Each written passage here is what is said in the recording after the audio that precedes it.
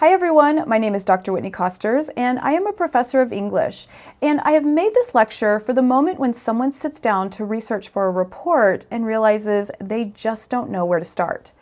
Not in a theoretical way, but in a very literal one. What should I open first? Where should I go? What should I type? How do I know whether what I'm finding is actually useful?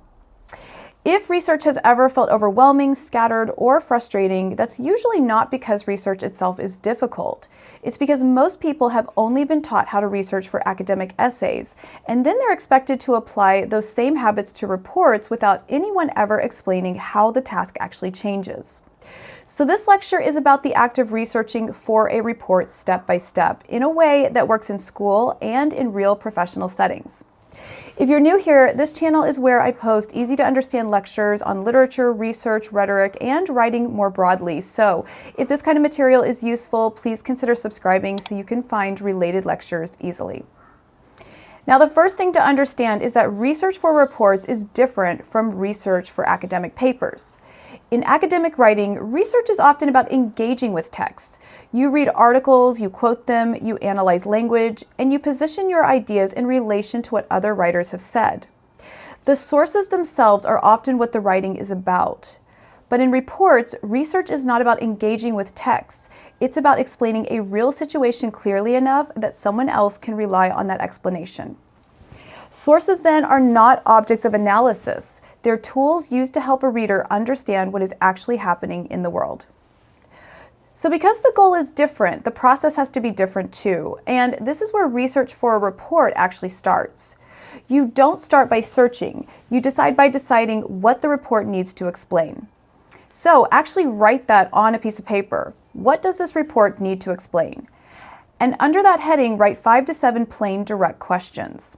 These are not for the final report, they're actually just for you.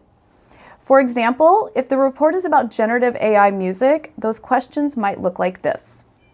How widely are generative AI music tools being used right now? Who is using these tools and in what contexts? What economic or labor impacts are being reported? What legal or regulatory issues currently exist? What documented problems or risks have already appeared? And what is still uncertain or actively debated? These questions matter because each one points toward a different kind of information. If this step is skipped, your research will likely turn into wandering. Once the questions exist, the next step is deciding what kind of source could realistically answer each question. Now, this is where a lot of people get stuck because no one has ever explained that different questions require different kinds of sources. So if a question asks how often something happens, how large something is, or whether it has changed over time, the most useful sources are data and institutional reports. This is when you go to organizations whose job is to track conditions. They're usually government agencies, public departments, or oversight bodies. In practice, this often means opening a browser and going directly to sites with .gov or .org domains, or using searches like site:/.gov report.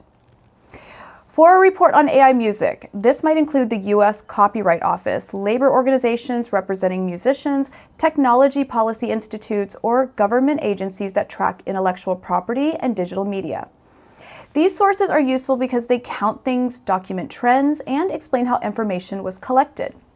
They often include reports, charts, tables, and methodology notes.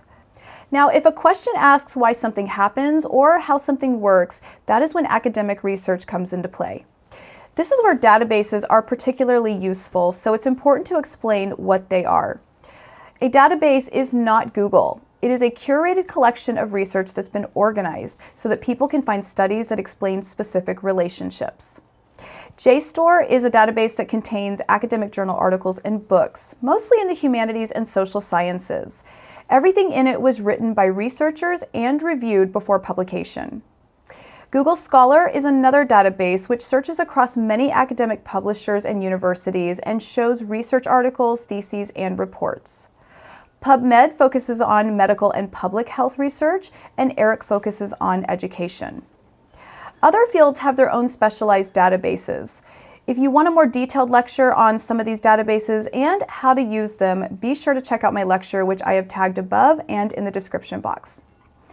When you use these databases, you are not browsing. You are searching for explanations. So instead of typing something broad like AI music, for instance, you would search for something more specific, such as generative AI music copyright, or machine learning music originality, or algorithmic music plagiarism. When results appear, you skim titles and abstracts first to determine if the study will help explain something your report needs to explain. If it doesn't, disregard it and move on. If a question asks how things work in practice, such as policies, procedures, costs, timelines, or professional norms, professional and industry sources become most useful. These include reports from professional organizations, consulting firms, regulatory bodies, and industry associations. These sources are written for people who work inside the systems, which makes them especially useful for reports. So for AI music, this might include reports from music industry associations, technology policy groups, labor unions, or legal organizations that deal with copyright and digital media. Remember, these sources are not neutral in the same way academic research tries to be, but neutrality is not the goal here. Your goal is understanding how systems actually function.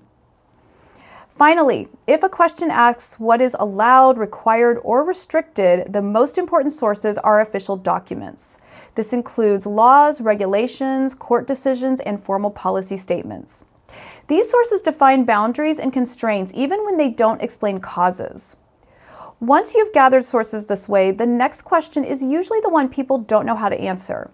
How do you know whether a source is actually good enough to use? This is where source evaluation comes in, and it's often misunderstood because it's taught as a checklist instead of a judgment process. In reports, evaluation isn't about deciding whether a source is credible in general. It's about deciding whether a source can responsibly do the job you're asking it to do in this particular report. So the real question isn't, is this a good source? It's, what can this source reliably help me explain, and where does its authority stop? Let me give you an example.